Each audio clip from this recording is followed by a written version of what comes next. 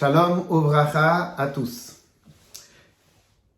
Bientôt, nous sommes dans Chol HaMoed Pessah, bientôt la fin des fêtes de Pessah. Et bien sûr, nous allons avoir, si tu veux, Seudat Mashiach. Alors, on va faire dire quelques mots sur Seudat Mashiach. Premièrement, on doit tous se rappeler que Pessah est dans le mois de Nissan, le mois de la Géoula. Nissan Nigalou ou Nissan Atidin Legael. À Nissan, ils ont été libérés. À Nissan, Bezrat Hashem, on va tous être libérés. Cela veut dire que quelque part chez chaque Yehudi, chaque Ben Israël, à l'arrivée de Pessah, on doit avoir une profonde concentration et un profond désir, et encore plus révélé que tout le reste de l'année, que nous attendons de pied ferme et nous voulons et nous demandons Mashiach. Alors maintenant, ce point-là n'est pas un vœu pieux. On va le voir tout de suite que les Chachamim l'ont même instauré, ce désir-là, à l'intérieur de la Tfila. Mais avant de commencer, je voudrais juste rappeler un Yom Yom que le Rabbi a écrit pour le Chaf Menachem Av, qui est un grand principe de la Chassidut. Le Rabbi dit comme ça: Keshem shemitzat tfilin al derech mashal yesh lo makom kavua berosh ubezroa ומרגיש כובד התפילה על ראש והירק וההידוק בתפילה של יד, כן מזאת אהבה ויראת השם. Alors Rabbi dans ce Ayom Yom là explique un principe très important de Chassidut. De la même manière que la mitzvah de tfilin doit être et est ressentie matériellement et est accomplie matériellement et ressentie matériellement. On met des tefilines matériels, on les pose sur le bras, on attache. De la même manière, si vous regardez, la quasi-totalité de toutes les mitzvot sont matérielles. Tefilin, tzitzit, Shabbat, la quasi-totalité. De la même manière, le Rabbi nous souligne que même Ahavat Hashem et Yirat Hashem, la crainte et l'amour d'Hashem, doivent être ressentis matériellement. De quelle manière? De la même manière que lorsque quelqu'un, il aime ses enfants de manière très forte, et lorsqu'il va les prendre dans les bras, il va ressentir quelque chose, son cœur va commencer à palpiter. Et de la même manière, lorsqu'on aime Hachem, on doit avoir un ressenti matériel et physique de ce ressenti-là. Et donc, pendant la tfila, on devrait avoir, si on fait la tfila par exemple avec amour d'Hachem, crainte d'Hachem, de la même manière dans la tfila, on devrait avoir un ressenti qui est dans le cœur de l'amour et la crainte d'Hachem. En fin de compte, lorsque maintenant on nous dit qu'on attend Mashiach 6 fois par jour, à 6 fois dans chaque prière, on demande la venue Mashiach, que nos juges et nos conseillers reviennent comme avant, et que Yerushalayim soit reconstruite comme avant, et que Akadosh Baruch Hu il accueille il leur refasse recréer la construction de Tamidach, qu'on refasse nos korbanot. Donc en fin de compte, tout ça c'est bien. Mais de quelle manière ça va être ressenti de manière matérielle? C'est peut-être pour cela, la raison pour laquelle le Baal Shem Tov avait initié que le dernier jour de Pessah la dernière Seuda du dernier jour de Pessah va être appelée Seudat Mashiach. Vous savez quoi Seudat Mashiach?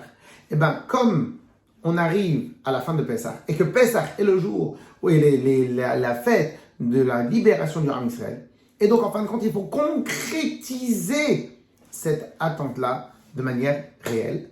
Et donc, le mina que le Baal Shem Tov il a instauré, que maintenant, dans beaucoup de communautés, il y a ce minag-là, c'est de instaurer que la dernière, c'est la Seuda Shlishit, c'est pas Shabbat, mais c'est, on va dire, la dernière Seuda de Pessah, va être nommée Seudat Mashiach. Je rappelle, pour ceux qui ne le savent pas, que le Chafetz Chaim, lui aussi, avait instauré, il avait fait un kollel, un kollel spécialement pour les Kohanim, où les Kohanim vont apprendre à faire les services des korbanot, ils vont apprendre tout ce qu'il fallait faire au Beth Amikdash. Pourquoi? Le Chafetz Chaim disait, vous imaginez, Mashiach il arrive tout de suite, et Akadosh Baruch Hu va demander à tout le monde, il va dire, mais 2 secondes, vous m'avez demandé depuis combien de temps? Depuis longtemps vous demandez Mashiach. Et alors, qu'est-ce que vous avez fait? En plus, le Beth Amikdash, il va être installé directement sur place. Les Kohanim vont arriver devant les korbanot, ils ne vont pas savoir faire ni shrita, ni de savoir où on fait les korbanot. Et là, on va avoir la honte. Et donc, le Chafetz Chaim, il avait instauré un kollel spécialement pour que les Kohanim se préparent à la venue de Mashiach. C'est-à-dire qu'en fin de compte, de la même manière que lorsque j'attends quelque chose, je dois me préparer, je dois réaliser, concrétiser cette attente-là, ou bien j'attends quelqu'un à l'aéroport, je vais à l'aéroport, j'attends quelqu'un à la gare, j'attends à la gare, je dois concrétiser, de la même manière on doit concrétiser. Donc une fois par an, en dehors de toutes les filotes que l'on fait, une fois par an, et en vérité il faudrait le faire beaucoup plus souvent, et ben là aussi, on doit essayer de concrétiser cette attente-là à travers une Seudat Mashiach. Alors le minhag qui a été fait par le Baal Shem Tov, qui a été repris par des minhagim, par des Rebbe Chabad, c'est de prendre au moins un kazaït de matzah pour, comme le premier soir du Seder, et 4 verres, 4 coupes de vin, que ces 4 coupes de vin-là, bien évidemment, représentent les coupes de la Géoula. C'est pour ça qu'on a 4 coupes, comme les 4 coupes des 4 langages que Hachem a utilisé pour s'exprimer sur la sortie d'Égypte. Alors maintenant, donc ça, pour l'instant, on a expliqué l'importance et la raison pour laquelle on doit tous se rendre dans chaque synagogue, dans chaque endroit là où on est, et les dames, si elles sont à la maison avec les enfants, eh ben, qu'elles vont faire la dernière Seouda de la fête, eh ben, on va l'appeler, on va dire à les enfants, allez les enfants, venez tous, aujourd'hui, nous allons faire Seudat Mashiach. Et comme ça, on le nomme. Très bien. Alors maintenant, pourquoi d'après alors on a expliqué un peu pourquoi le 8e jour, mais en vérité, si vous regardez bien, tout à l'heure, je vous ai dit que même les Chachamim l'ont instauré à l'intérieur de la Tfila. Où ça? Dans la Haftara de Acharon Shel Pesach. Alors il y a un minhag très très sympathique, peut-être que les anciens le connaissent, nous on l'a appris de nos amis, nos fidèles marocains, tout au début, qu'ils avaient l'habitude au Maroc de prendre la dernière Haftara qui est extraordinairement magnifique, la Haftara de Acharon Shel Pesach, et de lire un passouk en hébreu et un passouk en arabe. Alors pendant un moment où Bet Rabban avait fait passouk en hébreu, passouk en arabe, passouk en français, comme maintenant Baruch Hashem, les gens ils connaissent moins l'arabe, et donc on a fait un passouk en tous les Pesach, on fait un passouk en français, un passouk en hébreu et un passouk en français. Et de quoi elle parle la Haftara? Eh bien la Haftara elle parle exactement. Od ayom bednov la'amod, yenofef yado har bat Tzion givat Yerushalayim. Bientôt, il va y avoir Mashiach qui va venir sur Yerushalayim. Ine Adon Hashem Tzevakot me'atev mesa'ef ve'eram ma'aratza ve'eram ma'akoma gedoim va'gvoim mishpalu. Il dit que Akadosh Baruch Hu, il va venir et il va montrer comment le Mashiach il va arriver. Et ensuite, c'est qui Mashiach? Ve'nacha alav ruach Hashem. Il va s'installer sur Mashiach, ruach Hashem, un esprit d'Hashem. Ruach chokhma ubina, ruach etza ugvura, ruach da'at ve'irat Hashem. Un esprit de chokhma, un esprit d'analyse, un esprit de conseil, un esprit de force et un esprit de connaissance d'Hachem. Ve'yericho birat Hashem. Et il va ressentir tout à travers un don de Ruach HaKodesh, on va dire. Et plus tard, qu'est-ce qu'il y a marqué? Ve'aya, bon, je vous laisse vous-même lire la traduction. Et à la fin, qu'est-ce qu'il y a marqué? Et à l'époque de Mashiach, il va y avoir quoi? Ve'gar Ze'ev im keves.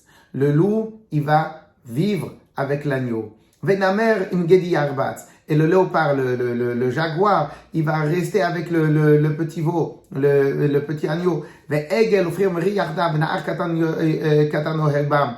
Et donc, tous les animaux, les prédateurs, ils vont vivre même en harmonie avec les autres animaux domestiques.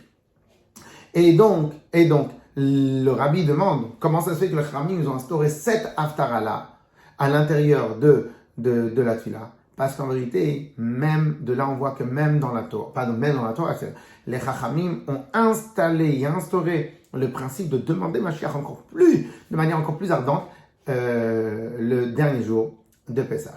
Alors maintenant, dans toute cette Haftara-là, une des choses qu'on va voir très particulièrement, c'est que les prédateurs, ils vont complètement arrêter toute nocivité, on va dire.